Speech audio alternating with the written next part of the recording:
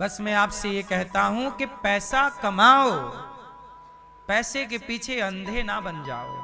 कितना भी कमाओगे खाओगे रोटी। अंधे आजकल आदमी पैसे के लिए लड़ रहा। देखो भाई, ईमानदारी से मैं कमाता हूं, मैं आपका 1 रुपए नहीं चाहता बेईमानी का, और मेरा आप 1 रुपए लोगे बेईमानी से तो मैं लेने नहीं दूंगा। अपना 1 रुपए जाने मत दो और दूसरे का गलत तरीके से अपने पास आने मत दो। रिश्ता भाई भाई का, हिसाब पाई पाई का। मेरा आप लो मत और मैं आपका ना लूं। लाख पड़ा हो मेरे सामने माटी है, मेरी कमाई का धन मेरा मेरा है, जो मेरा नहीं है बस वो मेरा नहीं। मैं कभी नहीं देखता, सच बताऊं मेरी माँ, जब से होश संभाला हूं, जब से प्रभु की शरण पाया हूं, तब से मैंने आज तक किसी प्रकार से 1 रुपए की किसी के साथ बेईमानी नहीं की। आज तक कोई ये नहीं कह सकता कि आपने मेरे 10 रुपए रख लिए कि 10,000 रख लिए कि 10 लाख रख लिए। नहीं, मेरे ऊपर यदि किसी का 1 रुपए चढ़ जाता है तो मैं नींद नहीं आती, मुझे कब चुकाऊं उसका भाई, चुकाऊं, क्योंकि मैं कर्जे में नहीं रहना चाहता। मैं 1 रुपए क्यों ले लूंगा आपका, लूंगा तो मुझे पता है कि चुकाना। तुमसे 1 रुपए लेके मैं मर गया तो 1 रुपया के कारण मुझे तुम्हें चुकाने के लिए अगली बार आना पड़ेगा।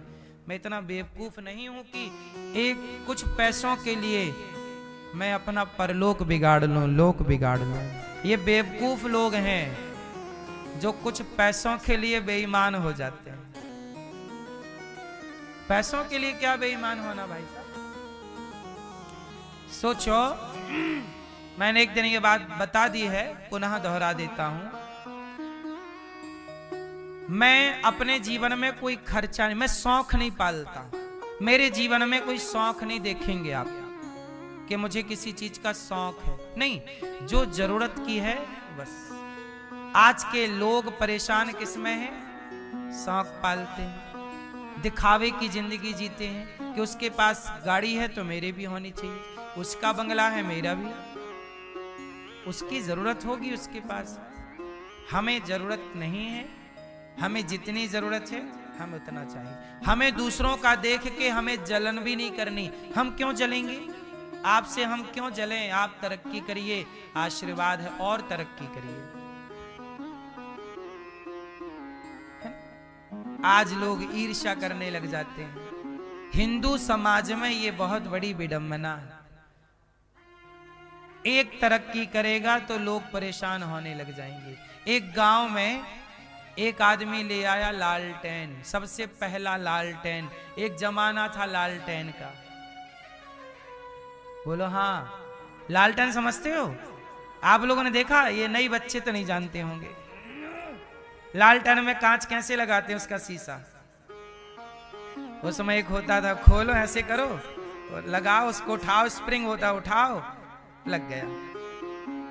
बाती थी उसमें मिट्टी का तेल भरना। हमने जलाए हैं लालटेन बचपन में, हमारे टाइम में था। हमारे देखते देखते लालटेन का युग खत्म हो गया। तो जब लालटेन का युग आया, हमारे देखते देखते ना रेडियो का युग खत्म हुआ। आप लोगों ने रेडियो देखा है? ये लड़के नहीं देखे होंगे, बच्चे आज के। हमारे टाइम पे रेडियो शादियों में मिलता था, उस समय हम छोटे थे। क्या मिला? रेडियो मिला, एफएम चल रहा। आज के मुख्य समाचार।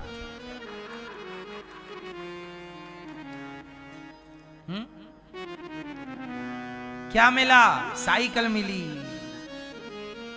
हमारे गांव में टीवी आई एक घर, पूरे गांव के लोग टीवी देखने जाते थे। मैं खुद जाता था। मैं खुद रात को घर में जब सब सो जाएं, देखूं कि हाँ सो गए, तो अपने बिस्तर में 2 तकिया रखूं और तकिया को उड़ा दूं कंबल, और मैं चुपके से निकल के बाउंड्री कूद करके जाऊं। दूसरे के घर रात के 9:30 बजे पिक्चर आती थी दूरदर्शन में, पुराने जमाने में, शनिवार रविवार, है ना? चित्रहार वगैरह तो ठीक था, हम लोग जाते छोटे छोटे थे, दूसरे के घर जा 9:30 बजे उसका घर बजा रहे हैं, खोलो जिसके घर में टीवी थी वो परेशान, 9:30 बजे दरवाजा खटखटा रहे हैं, साकल बजा रहे हैं, और जाके वहां टीवी देखने गए, वहीं सो गए। सवेरे 5 बजे उसने जगाया, सो गए, फिर आके फिर वो तकिया हटाए सो गए। घर वालों को लगा कि बढ़िया सोया।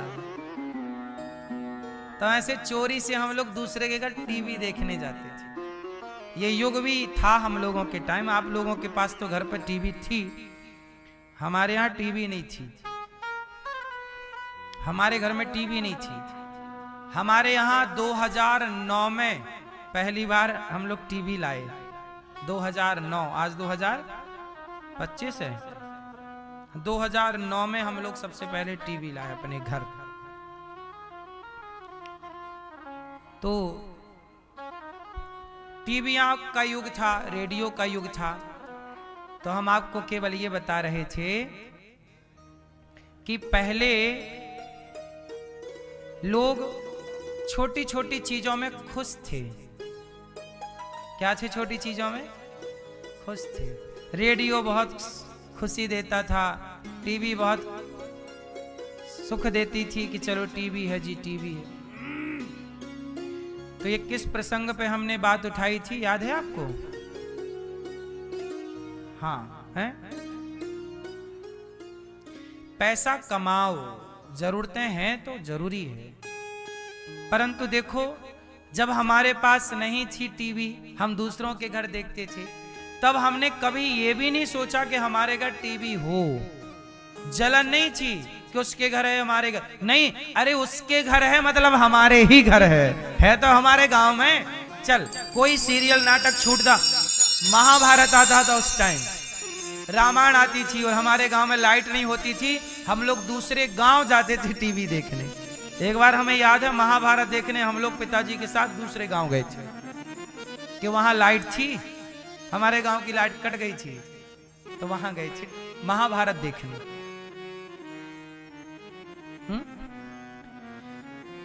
ऐसा समय भी देख के खुश थे। ये थोड़ी कि उसके पास है तो हम जलें कि नहीं उसके पास है, काय की जलन। अरे उसके पास है मतलब हमारे। देखो गांव में एक के घर कोई सामान आ जाए ना तो वो सारे गांव का काम करता था। पहले के लोग गांव गांव नहीं होता था, परिवार होता था। एक के घर ट्रैक्टर आ जाए तो सबके खेतों की जुताई करता, एक के घर ये आ जाए तो सबका काम करता। बोलो हाँ। पहले के लोग लोगों की तरह नहीं थे आज के लोगों की तरह। आज के लोगों में तो जलन है, ईर्ष्या है, नफरत है, घृणा है। पहले ये सब था ही नहीं। पहले का आदमी सरल था, सहज था। पता नहीं वो सरलता, वो सहजता आज की चकाचौंध में कहां गायब हो गई और व्यक्ति के अंदर छल कपट भर गया है। इसलिए कहता हूं पैसा कमाओ, पर पैसे के कारण छल करना, कपट करना, ईर्ष्या करना। हमारे पास कुछ भी नहीं था, हम तो गांव में भिक्षा मांगते थे घर में जा जा के लोगों के यहाँ, तब भी हम खुश थे। आज भी हमें कभी शिकायत नहीं थी भगवान से कि प्रभु तुमने ये नहीं दिया। कुछ शिकायत कभी नहीं, ना आज कोई शिकायत है ना कभी कोई शिकायत। जीवन में जो मिला है, सुख मिला, दुख मिला, सबको अपना कर्मों का फल समझते हैं कि भाई ये हमने किया होगा तो हमें दुख मिला है। मैं छत से गिर गया था, 2 महीने बिस्तर पे रहा, बिस्तर से उठा नहीं, बिस्तर पे ही मलमूत्र करना पड़ता था। कोल्हू टूट गया था मेरा, मैं बैसाखी लेके चलता था, तब भी मैं किसी से बोला नहीं कि भाई मेरे साथ ऐसा क्यों हुआ। मेरा कोई गुनाह रहा होगा, कोई कर्म दंड रहे होंगे, कोई पाप रहा होगा जो मुझे भोगना था, तो मैंने सहर्ष स्वीकार किया अपने पापों को कि भाई मैं भी तो इंसान ही हूं, मैं भी तो पाप कर सकता हूं धरती पे आकर। तो मैंने कोई पाप किए होंगे तो मुझे ये कष्ट उठाना पड़ा। कोल्हू टूट गया, बिस्तर पे महीनों पड़ा रहा, मैं बैसाखी लेके चलता रहा कुछ टाइम तक। डॉक्टर ने बोला कि ये हड्डी टूट गई है, जुड़ने में टाइम लगेगा, आप चलोगे पर थोड़ा लंगड़ा के चलोगे सारी जिंदगी के लिए बोला डॉक्टर ने। लेकिन देखो अब आपके सामने रहता हूं, बिल्कुल लंगड़ा के चलने की जरूरत नहीं पड़ती, जैसा था भगवान ने वैसा ही फिर कर दिया। सब्र रखिए, भगवान पे भरोसा रखिए। और वो लंगड़ापन भी देते तो भी मैं शिकायत ना करता, मैं लंगड़ा के चलता, क्या दिक्कत थी? लोग लंगड़ा ही तो कहते, कोई बात नहीं, मुझे कोई दिक्कत नहीं। प्रभु तू लंगड़ा बना दे तो मैं लंगड़ा बन जाऊं, सीधा बना दे सीधा बन जाऊं, तू अंधा बना दे मैं अंधा। मैं कभी शिकायत नहीं करता कि प्रभु तूने ये क्यों दे, जो दिया है बहुत, तेरी देनगी में कोई शिकायत नहीं, तेरी देनगी में कोई शिकायत नहीं। कोई शिकायत कभी नहीं की हमने भगवान से, कि भगवान ने कभी, हमने कभी अपने पिता को भी शिकायत करते नहीं देखी भगवान से, ना तो हमारी मां ने कभी शिकायत की भगवान से। शिकायत क्या होती है साहब? बस गुजारा जानते हैं कि जैसा समय है उसे गुजार। हम लोग वो दिन भी देखे हैं, बारिश होती थी तो हमारे घर में पानी टपकता था। खप्पर वाला घर था, घर अपना नहीं था, दूसरों के घर में हम लोग मंदिर में पुजारी थे। वो घर ऐसा था कि नीचे तो मिट्टी से लिपा था, गोबर से लिपती थी मैया हमारी। ऊपर बारिश में हम लोग सोते नहीं थे, रात को यदि पानी गिरने लग जाए सारे बर्तन खत्म हो जाते थे कि यहाँ टपक रहा, यहाँ रख दो गंजा, यहाँ रख दो बाल्टी, वहां रख दो तपेली, वहां रख दो, सारा बटा था बर्तन बारिश में। ऐसे जिंदगी गुजारे हैं। फिर शिकायत नहीं थी, शिकायत कभी नहीं थी। भगवान पे भरोसा होना चाहिए। हर परिस्थितियां तो राम के सामने चुनौतियां थी, बिगड़ी बनी, ये तो परिस्थितियां हैं, बनती बिगड़ती रहेंगी। समय कोई एक सा थोड़ी किसी का रहा है। इसलिए मैं आपसे कहता हूं, परिस्थितियों पे ध्यान ना देकर उन परिस्थितियों पे आगे बढ़ते हुए भगवान की ओर दृष्टि हो तो आप सदा जीतते चलेंगे। आपके साथ भगवान है। भूखे कभी सोने नहीं दिया भगवान ने। एक बार साहब सच बताओ, मैंने भगवान की परीक्षा ली। एक बार मैंने भगवान की परीक्षा ली, मैंने, ये दास अनिरुद्ध ने, मैंने परीक्षा क्या ली, एक छोटी सी घटना सुनाऊं आपको। परीक्षा मैंने ये ली कि मैंने सुना था कि भगवान भूखा घुमाता है पर भूखा सुलाता नहीं। ये सुना था कि भगवान खाने की व्यवस्था कहीं ना कहीं से करता है। तो आज मैंने ठान लिया कि आज मैं देखता हूं कि भगवान कैसे खाने को देते हैं, किसी से मांगेंगे नहीं, देखते हैं। अब हम लोग क्या हुआ, ये उसी समय की बात है जब मेरे एक्सीडेंट में गिर गया, डॉक्टर ने मुझे घर भेज दिया, तो मैं बैसाखी लेके चलता था। उस समय की घटना है। मेरे शरीर में एक बनियान थी और ऊपर मैंने एक दुपट्टा ओढ़ रखा था, नीचे कमर में एक दुपट्टा लपेट रखा था। और बैसाखी लेके मैं और हमारे गांव के चाचा बोले, मैं बोला कि देखो मैं गिर गया हूं, पाँव सब टूट गया है, अब ठीक नहीं है जगत में रहना, चलो भगवान की शरण में चलते हैं। तो चाचा बोले क्या चलोगे, तुम तो लंगड़े हो, एक्सीडेंट हुआ तुम्हारा, तुम तो चल भी नहीं पा रहे। हमने कहा चलेंगे, चलो चित्रकूट चलते हैं। हम दोनों बिना बताए किसी के सवेरे 7-8 बजे निकल गए, पैदल, घर से पैदल चल पड़े। कहां पहुंचेंगे भगवान जाने। भैया चलते चलते सचमुच हम लोग, कोई गाड़ी वाले जा रहे थे, वो रुक गए, कहां जा रहे हो, हमने कहा स्टेशन जा रहे हैं। अरे बैठो गाड़ी में, बिना कुछ ना हेल्प मांगी, रास्ते देखो कैसे तैयार होते हैं। अब हम लोग बैठे, चाचा और मैं बैठे दोनों गाड़ी में, और पहुंच गए स्टेशन में मिल गई ट्रेन चित्रकूट जाने की। ट्रेन में खड़े हो गए, चाचा ने कटवा ली टिकट, उनके पास पैसे थे, मेरे पास तो पैसे नहीं, 1 रुपया।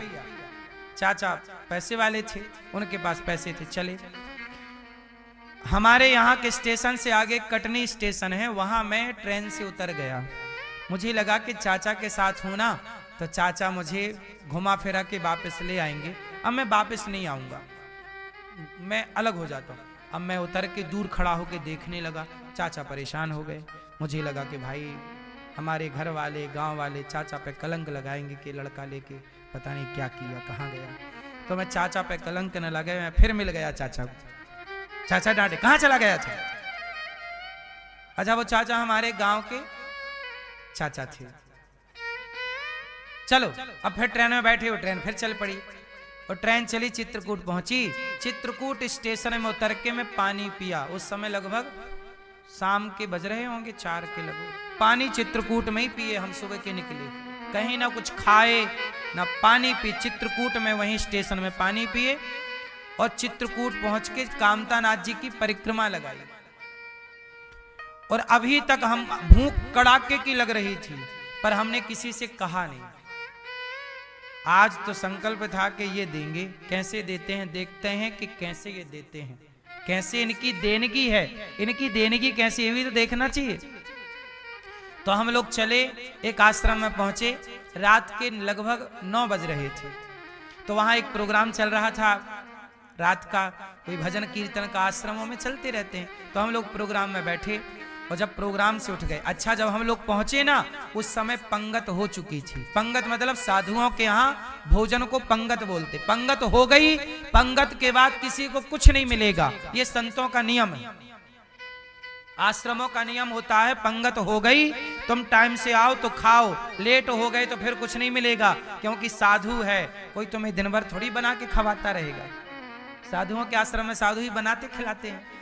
हम आश्रम में, साधु के आश्रम में पहुंचे और वहां पे भैया सब पंगत हो चुकी थी और हम लोग सोने के लिए वहीं पे, पंखा था खुला, गर्मी का टाइम था, तो खुले पे मैं अपना दुपट्टा जो ओढ़ा था वो बिछा लिया, जो लपेटा था वो ओढ़ लिया। और हम चाचा और हम दोनों आज सवेरे से कुछ भी नहीं खाए, एक पानी पिए हैं चित्रकूट में जरा सा बस, और लेट गए हम। और सोचिए जब हम लेट गए तब हम चाचा की तरफ देखे, चाचा बोले अन्नू भूख लगी है? अब भूख तो बहुत तेज लगी थी, कुछ भी नहीं खाए, पर बोले चलो सोते हैं। लेट गए साहब सोने, तभी देखो ये भगवान तो भगवान है। अजगर करे न चाकरी, पंछी करे न काम, दास मलूका कह गए सबके दाता। एक साधु जी आ गए, जब हम लोग बिस्तर पे, मतलब बिस्तर नहीं था, ऐसे जमीन थी, लेट गए तो साधु आए। साधु जी, क्यों बालक, बहुत प्रसादी पाई ब्यारू की? हमने कहा महाराज नहीं की। अच्छा भैया, उन्होंने इतनी साग बुलवाई और पत्तल में पूड़ी बुलवाई। रात को जब हम लोग लेट गए तब उनके मुंह से आवाज आई कि भूख लगी, कुछ खाओगे? हम समझ गए कि ये खाओगे ये नहीं बोल रहे हैं, भगवान कह रहे हैं कि भाई इन्हें जाके कुछ दो। प्रेरणा उनकी हुई, वरना ये तो हमें पहले भी मिले थे, ये तो पहले भी हमें देख चुके हैं कि हम यहां हैं। तब तो नहीं बोला इन्होंने कि खाओगे, अब बोल रहे हैं खाओगे। वो पूड़ी लाए, साग लाए, तो हम साग और पूड़ी चाचा और हम दोनों फिर खाए पेट भर के, और खा के सोए। और सवेरे फिर नहा धो के फिर कामतानाथ जी की फिर परिक्रमा की।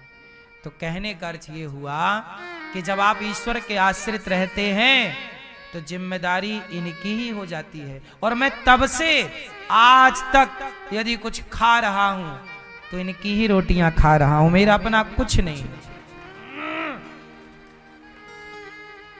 यही खिला पिला रहे हैं, यही जिला रहे हैं, यही सांसें दे रहे हैं। ये आज हमसे सांसें छीन लें तो हम इनसे छुड़ा के थोड़ी ले आएंगे कि लौटाओ।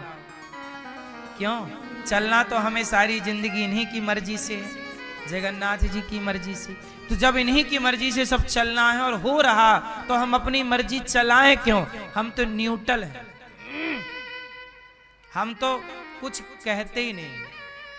जो ये कहते हैं, जो ये चाहते हैं, वो हम करते हैं। हम तो इनके पीछे की पुतली हैं। जैसे नचाएंगे सबही नचावत राम गुसाई, जैसे नचाएंगे वैसे वैसे हम तो नाचने वाले हैं, नचाने वाले कोई और हैं।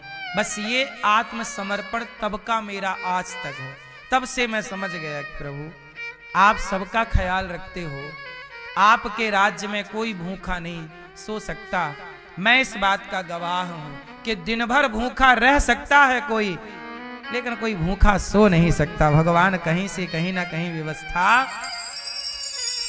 24 घंटे में एक बार तुम्हें ईश्वर देंगे ही देंगे। बोलो हाँ। ये मैं इस बात का गवाह हूं और मैं परीक्षा ही लेके चला था, देखेंगे, और दिया इन्होंने तब से। इसलिए कहता हूं आप लोग भी भगवान पे यूं ही भरोसा मत देखो। भगवान पे तो वैसे यूं ही भरोसा कर लेना चाहिए। फिर भी यदि मेरी बातों पे, शास्त्रों पे, गुरुजनों पे, साधु संतों पे कोई डाउट्स हैं तो कोई बात नहीं, आप भी पहले ईश्वर पे भरोसा करिए। आप भी परीक्षा ले लो, तुम्हारे परीक्षण में खरा उतरे कन्हैया तो ठीक है, हम तेरे, और नहीं खरा उतरे तो कोई बात नहीं, आपके रास्ते अलग, भगवान के रास्ते अलग, क्या दिक्कत है। पहले इस्तेमाल करो फिर विश्वास करो।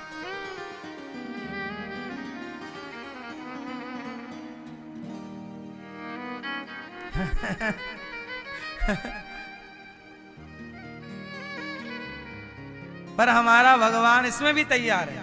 तू मेरी परीक्षा लेना चाहता आजा।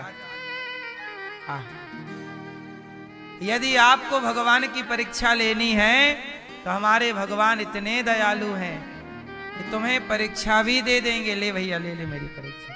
भगवान के जितना देखो, मेरी बात पे भरोसा करके भगवान पे भरोसा करना है तो एक रास्ता ये है कि आप डायरेक्ट कर लो।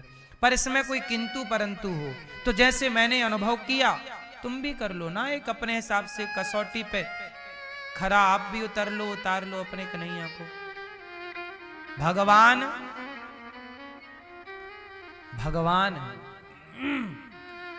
मैं एक बात क्या बताऊं, कई बार हुआ कि भगवान, मुझे ऐसा लगा क्या, अभी भी लग रहा, मैं कभी ये नहीं समझता कि भगवान मेरे पास नहीं है। सदा यही समझता हूं कि भगवान मेरे साथ है। तू अकेला नाही प्यारे राम तेरे, मैं क्यों कहूं वो कौन सी क्षण, कौन सी घड़ी, कौन सा क्षण है जहां भगवान मेरे साथ ना हो और जहां भगवान आपके साथ ना हो। देखो भगवान 24 घंटे सबके साथ रहते हैं। कोई समझ लेता है, कोई समझ नहीं पाता। भगवान, हम आपको ये सब बता रहे हैं, ये भी भगवान देख रहे हैं और सुन रहे हैं कि ये क्या बता रहा है। आप सुन रहे हैं, कैसे सुन रहे हैं, ये भी भगवान देख रहे हैं और समझ रहे हैं। आपकी कोई भी सांस, कोई भी हरकत, यहां तक कि आपका दिल धड़क रहा है, ये भी ईश्वर उसकी आवाज सुन रहे हैं। आपके भीतर क्या गतिविधि चल रही है अभी, वो भी भगवान समझ रहे हैं। बाहर का तो छोड़ ही दो, आप क्या सोच रहे हैं अभी वर्तमान में, ये भी भगवान देख रहे हैं। क्या छिपा है। चींटी भी अपने पांव में घुंघरू बांधे, चींटी का पांव कितना बड़ा होता है, उसके पांव में घुंघरू बांधे जाएंगे तो कितने बड़े बड़े होंगे। वो घुंघरू बांध कर चींटी भी यदि नाचती है ना तो हमारे भगवान को सुनाई पड़ जाता है। ऐसे भगवान सहस्त्र शीर्षा पुरुषा सहस्त्राक्षः सहस्त्रपात, बिनु पग चलहि सुनहि बिनु काना, कर बिनु कर्म करहि विधि नाना। इसलिए भगवान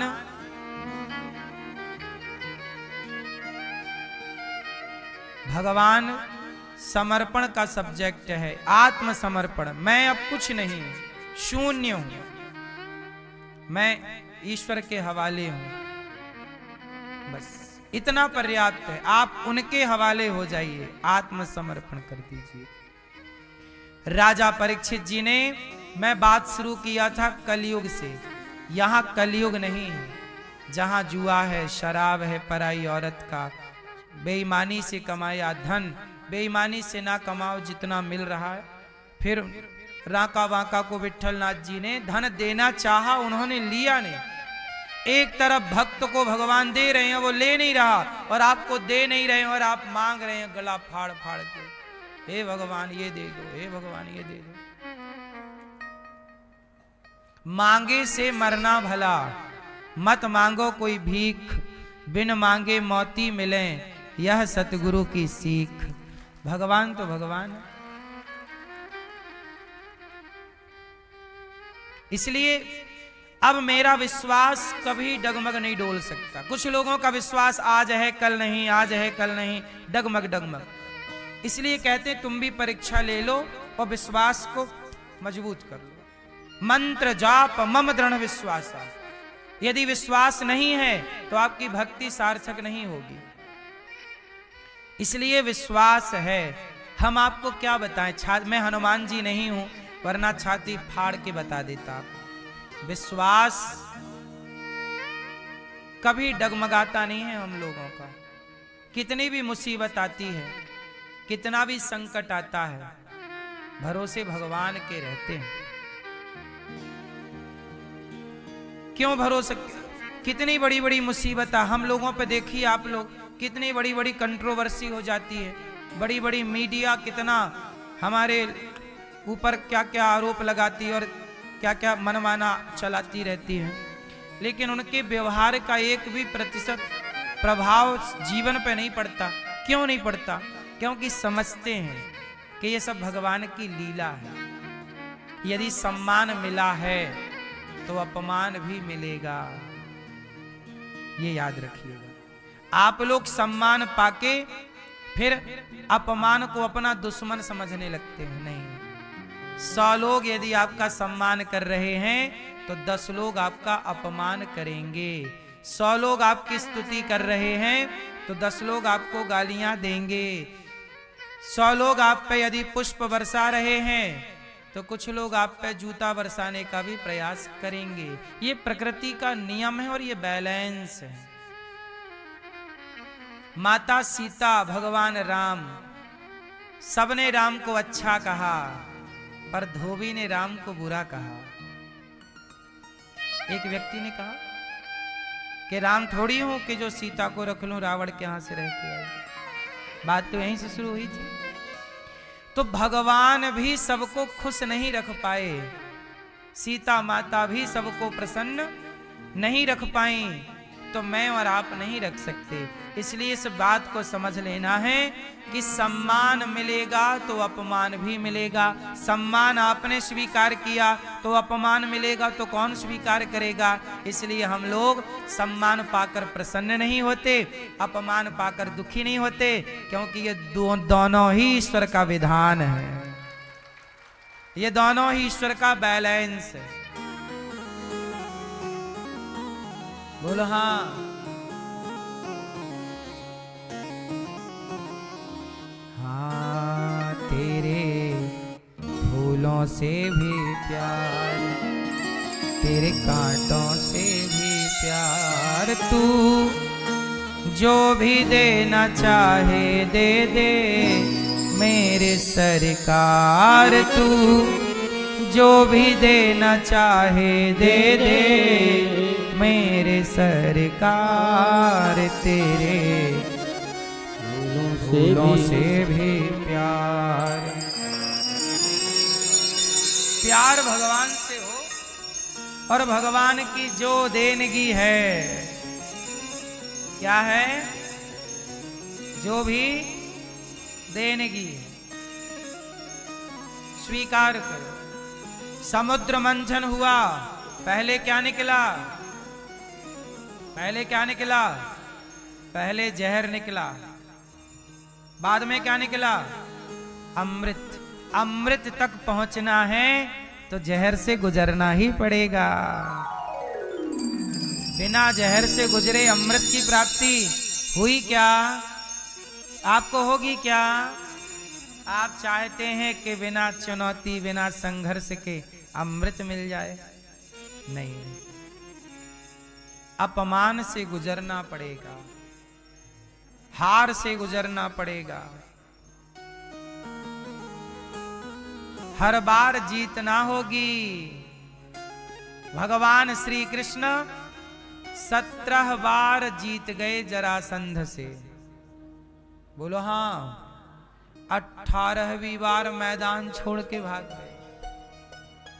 बोलो हाँ कि ना?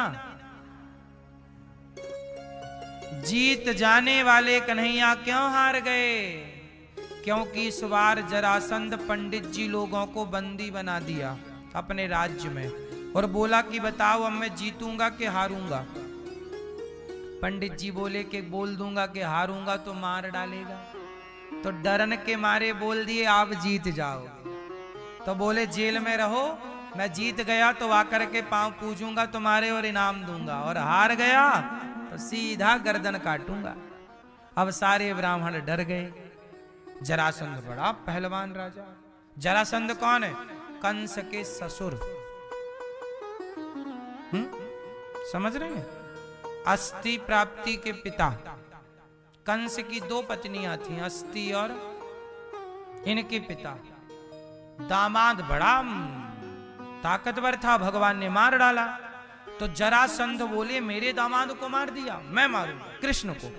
तो कृष्ण से लड़ने जाएं, भगवान हरा दे, फिर मुंह लटका के आ जाए, फिर सेना तैयार करे, दम बांधे, फिर जाए, भगवान फिर हरा दे, फिर आ जाए। अब की बार ब्राह्मणों को बुलाया, सब आओ, मैं हारूंगा कि जीतूंगा? पंडित जी बोले जीतोगे। अब गया सेना तैयार लेगा। अब सारे पंडित जी बोले हे भगवान अब हार जाना, आप नहीं हारोगे तो फिर हम हार जाएंगे। ब्राह्मणों की रक्षा हो। सोचिए हमारे भगवान कैसे। कल हमने आपको बताया था कि जहां झूठ की जरूरत पड़ी भगवान ने वहां झूठ बुलवाया, और जहां हारने की जरूरत पड़ी, कई बार जरूरी नहीं है कि जीतने से ही जीत होती है, कई बार हारने से भी जीत हो जाती है। नहीं, कई बार झुकने से भी जीत हो जाती है। ये मैसेज कृष्ण दे रहे हैं, हारना भी कहीं जरूरी हो जाता। बाप से तुम्हारी लड़ाई चल रही है तो बाप से जीतने की कोशिश ना करना, बाप से हार जाओ। पत्नी से लड़ाई चल रही है, पत्नी से जीतने की कोशिश ना करना।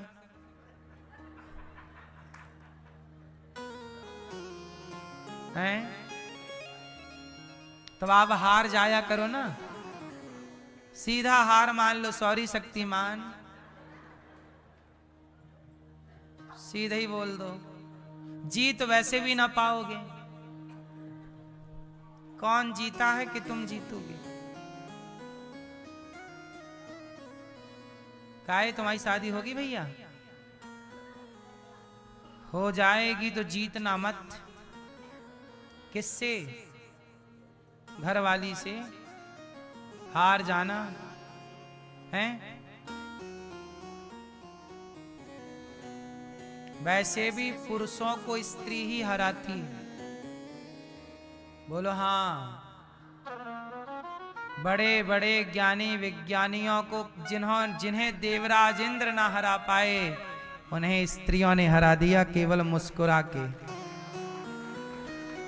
बोलो हाँ। हल्के में ले रहे हो मैया जी को? हैं? हमारी मैयाएं तो ना धनुष ना बाण, केवल मुस्कुराएं तो आदमी मर जाए।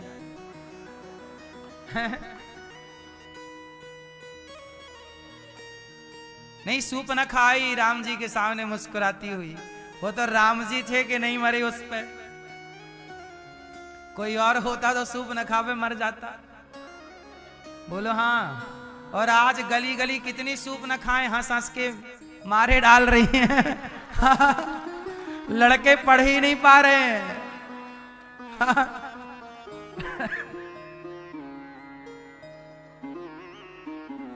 तुम्हारे छोरे को कोई हंस हंस के बुला रही है, वो देखो कम नंबर ले आया। फिर कितना भी बड़ा पुरुष बोले कि मैं बलवान, काय का बलवान? पुरुष बलवान नहीं है, स्त्री बलवान है। धरती पर कोई पुरुष ऐसा नहीं जो स्त्री से हारा ना हो। इसलिए हमारे यहां स्त्री को शक्ति कहते हैं, शक्ति स्वरूपा है। इसलिए तुम वैसे भी जीत ना पाओगे तो मीठी हार स्वीकार कर लो। काहे लड़ते रहते हो? लड़ने भड़ने में कुछ रखा नहीं है, समय भी बर्बाद होगा, पैसा भी बर्बाद होगा, सब कुछ जाएगा। लड़ने में केवल जाना है, आना। समझदार लोग लड़ते नहीं। जहां जरूरत लड़ाई की है तो राम जी भी लड़े भी रावण से। युद्ध बिना जब नहीं हो तो फिर क्या करें, वहां लड़ो। राम भी रावण से ही लड़े, सीता जी से नहीं। रावण भी राम से लड़ा, मंदोदरी से नहीं। बस आप लोग हैं कि जिन विधर्मियों से लड़ना चाहिए उनसे ना लड़के घर वाली से लड़ते रहते हैं। आया और पत्नी को एक थप्पड़ जमा दिया, छट। कुछ पुरुष होते हैं पत्नियों को मारते रहते हैं। काहे मारते हो निर्बल को? इसलिए समझदारी है कि हार जाओ। तो हुआ यही कि राजा परीक्षित जी जो हैं,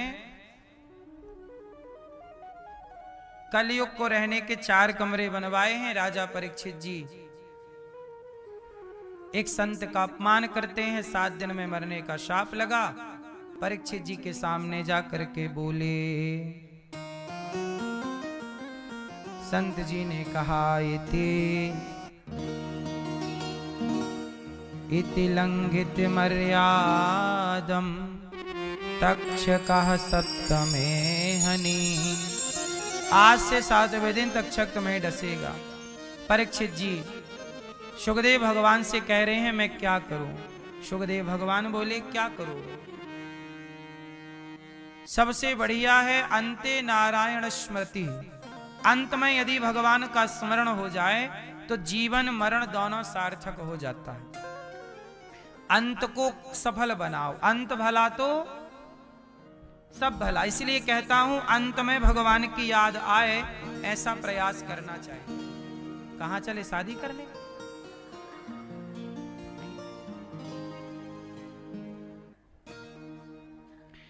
अंत में किसका भला, किसका स्मरण? अंत में भगवान श्रीमन नारायण। सृष्टि का क्रम सुखदेव भगवान ने सुनाया है। हाय हाय नास जीवन में संतुष्टि हो, तरवाह किम न जीवंती भस्रा किम न स्वसंतुतः न खादंती न मेहंती किम ग्राम पशुओं परे। जीवन तो सबके पास, कुत्तों के पास भी जीव। देखो जी कौन रहा है? आप भी जी रहे हैं, कुत्ते भी जी रहे हैं, सुअर भी जी रहे। अरे जीवन सबको मिला है, पर जीवन जिसने समाज की सेवा में, भगवत चिंतन में लगाया, उन्हीं का जीवन सार्थक है। वरना जीवन मिला तो सबको है।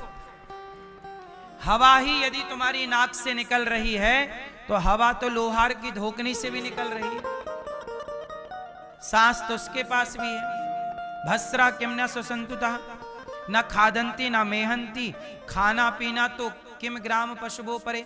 गांव के पशु पक्षी कुत्ता बिल्ली भी सब खा पी रहे हैं।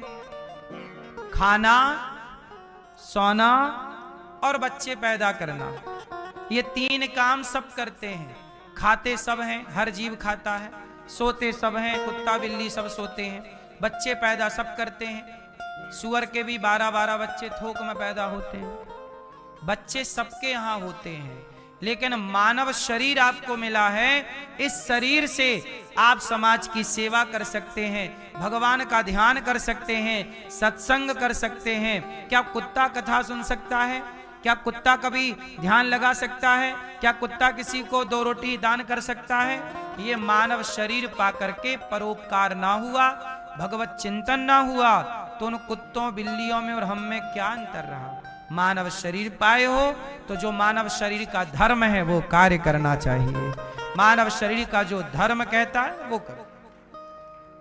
धर्म ये नहीं कहता कि तुम आपस में लड़ो।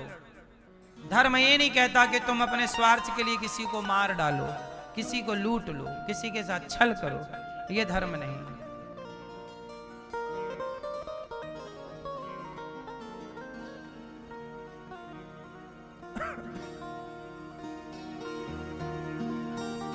भगवान श्रीमन्नारायण सुखदेव भगवान ने स्तुति की भगवान की।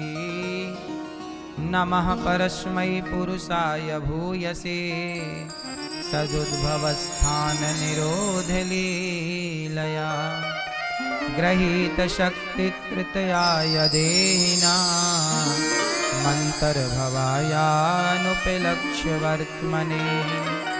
हे परम पुरुष परमात्मा, जो सदुद्भव स्थान निरोध लीलाया, जो सृष्टि उत्पन्न पालन संहार करने वाले हैं, ऐसे भगवान को हम नमः परस्मै पुरुषाय भूयसे बारंबार नमन करते हैं, जो भगवान परमात्मा परब्रह्म सृष्टि उत्पन्न पालन संहार करने की सामर्थ्य रखते हैं।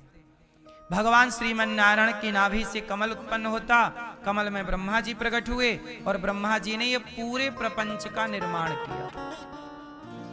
ब्रह्मा जी सृष्टि उत्पन्न करते हैं, विष्णु जी पालन, शिव संहार, इस तरह ये क्रम चला। ब्रह्मा जी के शरीर से तमाम ऋषि मुनियों का प्राकट्य हुआ और बाद में ब्रह्मा जी से वाराह भगवान का प्राकट्य हुआ। हिरण्याक्ष को मार के वाराह भगवान ने पृथ्वी की स्थापना की। मनु शत्रुपा ने पृथ्वी को प्रारंभ किया, सृष्टि को प्रारंभ किया। मनु शत्रुपा की 5 संतानें हुई, 3 बेटियां 2 बेटे। 3 बेटियां आकुति, देवहूति, प्रसूति, 2 बेटे प्रियव्रत, उत्तानपाद। इनसे ये पूरा सृष्टि का क्रम चला। हम मनु की संतान होने से हमें मनुष्य कहा गया है।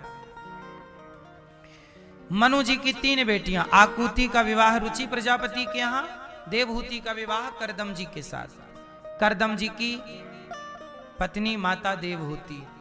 करदम जी विवाह नहीं करना चाहते थे, जंगल में थे। ब्रह्मा जी आए, पुत्र क्या चाहते हो?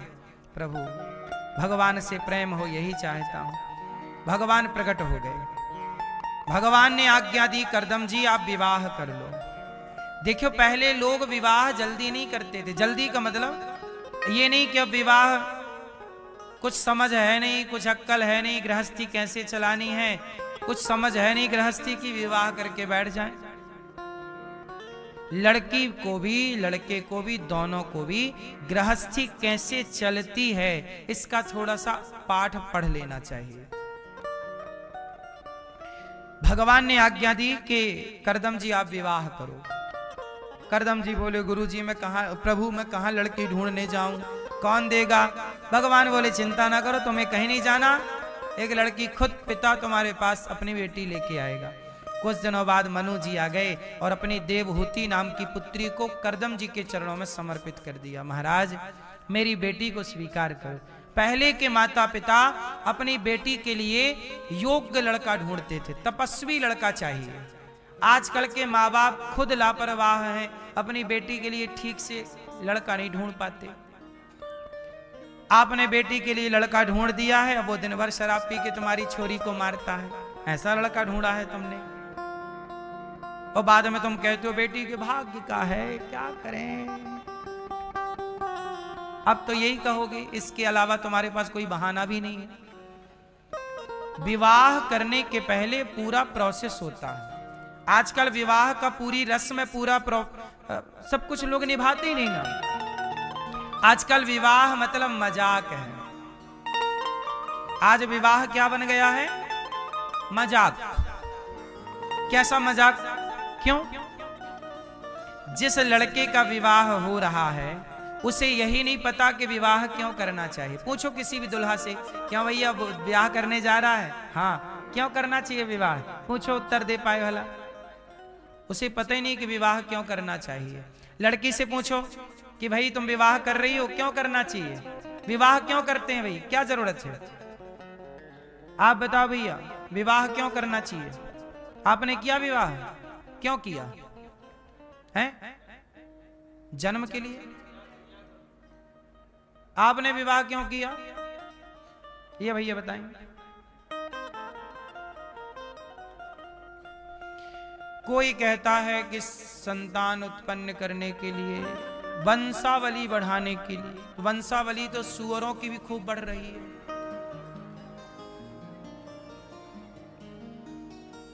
नहीं बढ़ रही? तुम्हारी तो 1-2 बढ़ रही, उनकी तो सीधा 10, 20, 30, 40।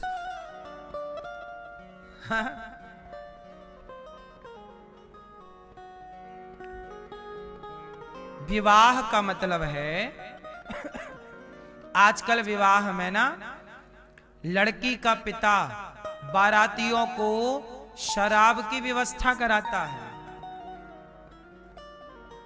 एक तरफ शराब का काउंटर लगेगा, यहाँ शराब, आओ बारातियों शराब पियो, यहाँ शराब पीने की व्यवस्था करता है लड़की का बाप। और फिर बारातियों में आए मामा फूफा मौसा मौसिया, सब ने दम दबा के दारू पी, और दारू पी के फिर लड़की को आशीर्वाद देने पहुंचे मंच में। आओ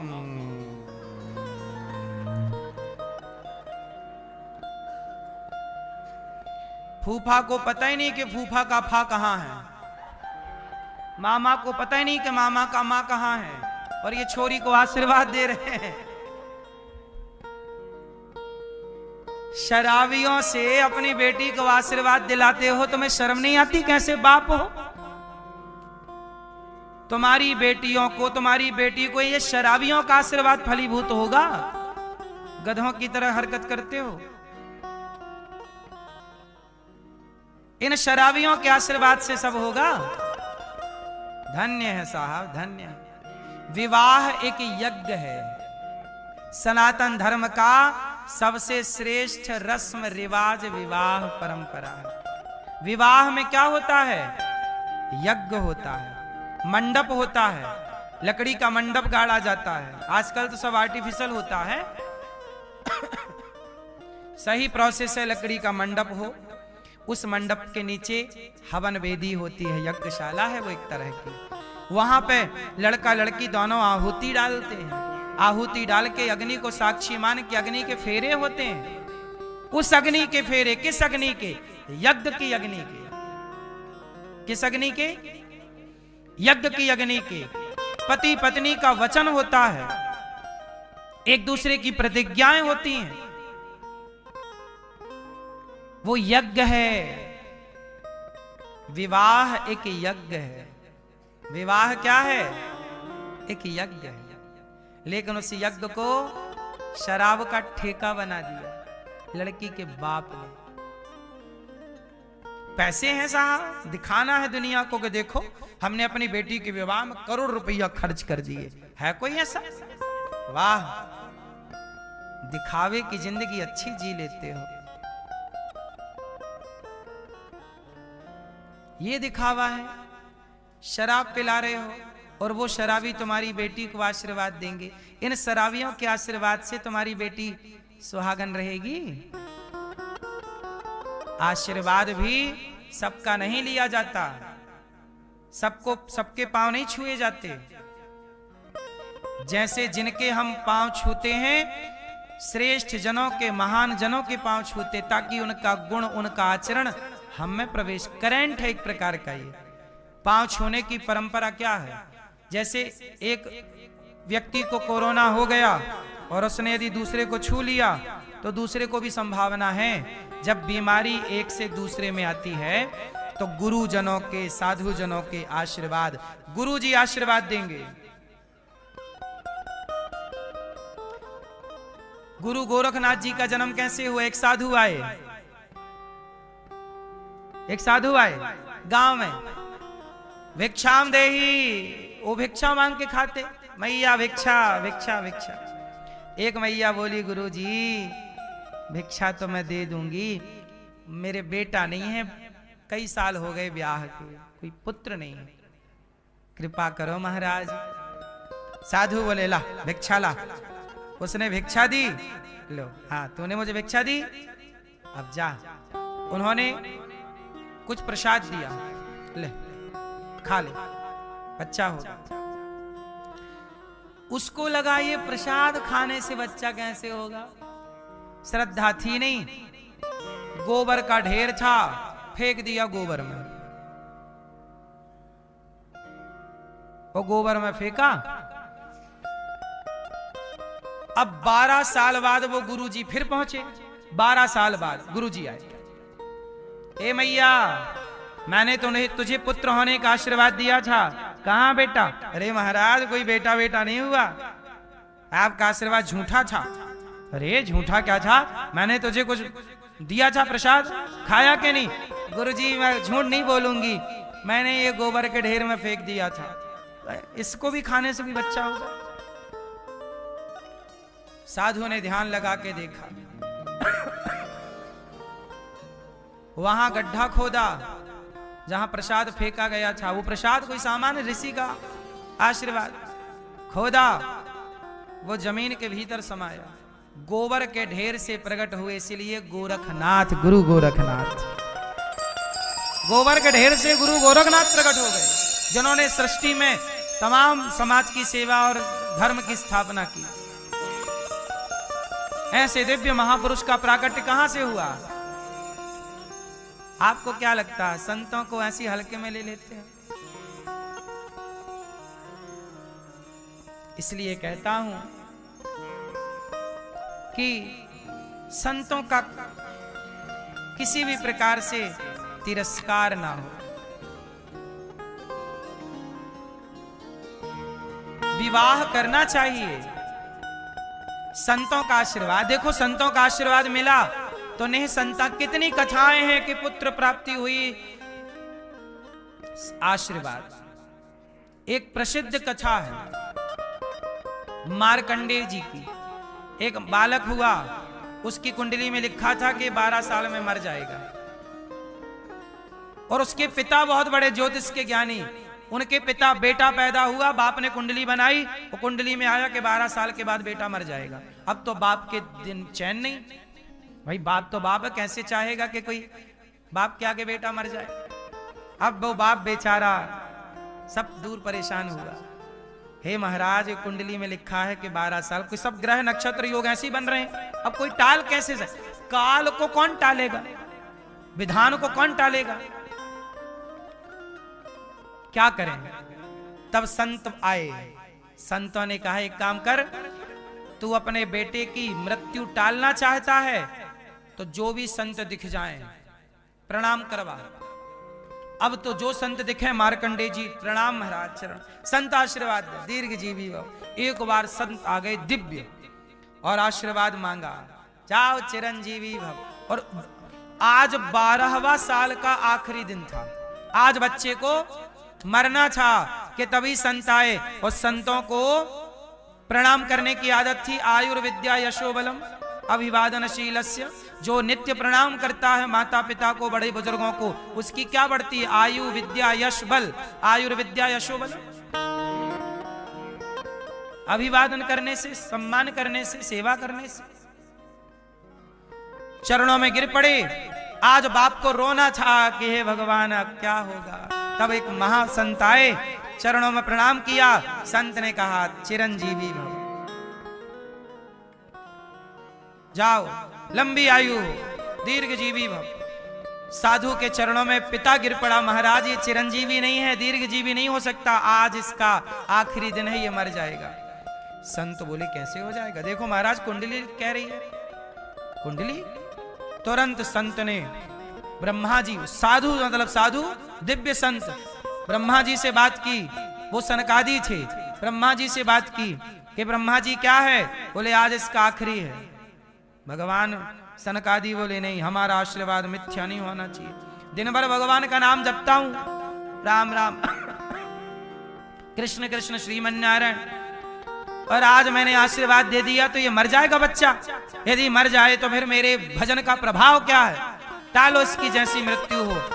भैया वो मार्कंडेय जी, वो बालक जो कल आज मरने वाला था, संतों के आशीर्वाद से सब कुछ विधान चेंज हुआ, और 7 लोग अमर हैं, अश्वत्थामा बलर्व्यासो हनुमानश्च विभीषण कृपा परशुरामश्च, ये सब जीवित हैं। 8वें मार्कंडेय जी चिरंजीवी बने, आज भी मार्कंडेय जी, वो आशीर्वाद संतों के, मार्कंडेय जी जीवित, कल्पों के लिए अमर हो गए, अमर हो गए। 7 चिरंजीवी अमर थे, 8वें मार्कंडेय जी केवल प्रणाम के बल पर। सोचिए आशीर्वाद किनका लिया जाता है, और तुम अपनी बेटी को इन शराबियों का आशीर्वाद दिलाते हो।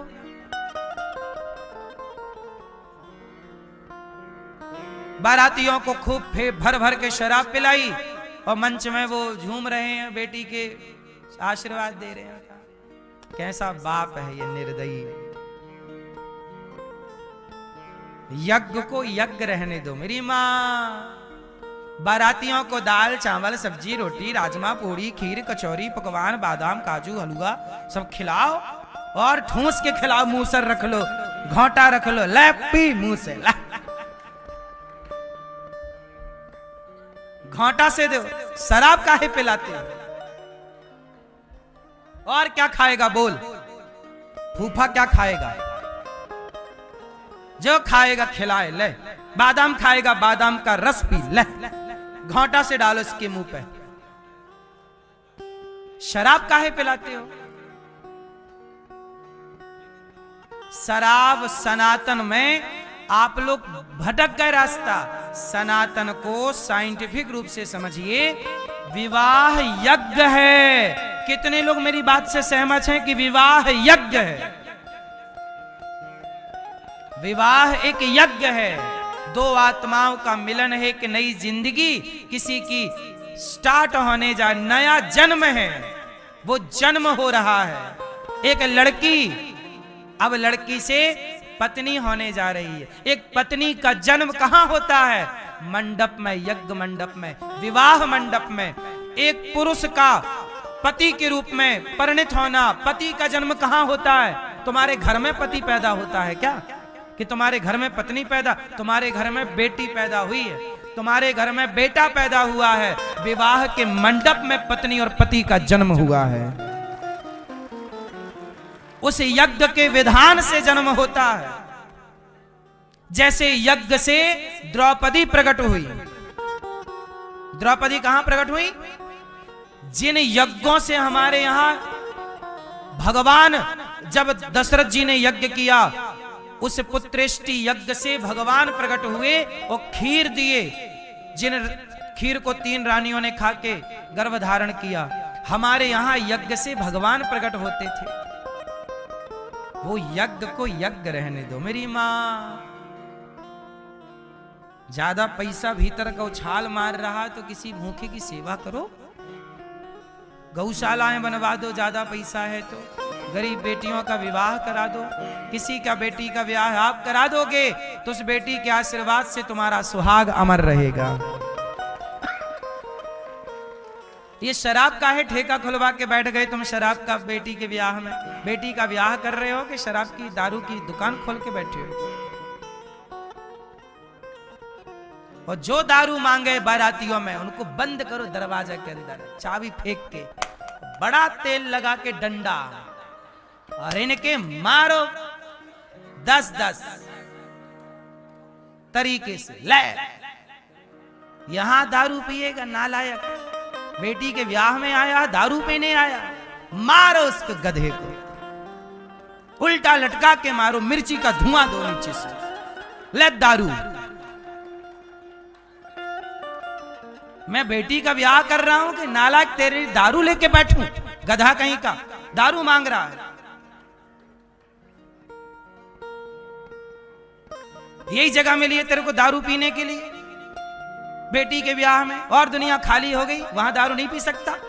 यहां आया मेरी बेटी के ब्याह में दारू पीने के लिए। इन दरुओं का तो मुंह देखना पाप है। क्यों? और यहां बेटी के ब्याह में ये आए। और तो सब छोड़ो, आजकल तो लड़का दुल्हा भी दारू पी के बैठता है मंडप में। इससे बड़ा दुर्भाग्य क्या होगा? इससे बड़ी मूर्खता क्या होगी? यज्ञ था मेरी मां। विवाह क्या है? विवाह एक यज्ञ है। हमारे अभी एक भैया ने, दक्ष चौधरी और अभिषेक भैया ने, अभी इन्होंने एक छोटा सा प्रयास किया कि तीर्थों में दारू नहीं होनी चाहिए, गलत चीजें नहीं होनी चाहिए। सोचिए, जो लड़के अपनी जिंदगी की परवाह ना करके जान हथेली में रख के सनातन की सेवा करते हैं, उन बच्चों का साथ देने की बजाय लोग उन्हें जेल में डालने का प्रयास करते हैं? जेल में डालने का प्रयास करते हैं। हम सनातनी ये तो सोचें कि आज कोई तो है जो बोलने की हिम्मत कर रहा है सनातन के लिए। यदि आप इनकी आवाजें दबा दोगे तो सनातन की आवाज बन के कौन आएगा? और ये लड़का उसे जेल में डाल दिया। वो ये चाहता था कि वृंदावन में दारू की दुकान ना हो, किसी भी तीर्थ में दारू की दुकान ना हो। वो लड़का क्या गलत चाहता है? किसके लिए वो लड़ रहा है? उसका अपना क्या स्वार्थ है? वो डंडे खा रहा है पुलिस के, उसका अपना क्या स्वार्थ है बताइए? उसका अपना कोई स्वार्थ नहीं है। उसने तो अपनी जिंदगी दांव पे लगा के समाज के काम करने का प्रयास किया कि मैं शुरुआत करूं। समाज को जागना चाहिए। हम सनातनी कम से कम उसका सपोर्ट करें। और पुलिस से और सरकारों से मेरी प्रार्थना है कि जो समाज सनातन के लिए भला काम करें उन्हें जेल ना डाल करके बल्कि उन्हें प्रोत्साहित किया जाए। वो किसी को नुकसान नहीं पहुंचा रहे हैं, किसी को मार नहीं रहे हैं, काट नहीं रहे हैं, किसी प्रकार से किसी को क्षति नहीं है। ईमानदारी से चाह रहे हैं कि भाई साहब हम वृंदावन धाम में आते हैं आस्था श्रद्धा लेकर, अयोध्या जी जाते हो, हरिद्वार जाते हो, काशी जाते हो। इन तीर्थ स्थलों में केवल वृंदावन ही नहीं, भारत के किसी भी तीर्थ स्थल पर शराब की दुकान नहीं ही होनी चाहिए। कितने लोग इस बात के समर्थक हैं? सबको समर्थन करना है इस बात का। इसमें बुराई क्या, आपत्ति क्या है? ये तो सरकारों से मेरी प्रार्थना है कि तुरंत आप उस बच्चे को, निर्दोष है, उसे प्रताड़ित ना किया जाए। गलत नहीं है तो क्यों परेशान करना है किसी को?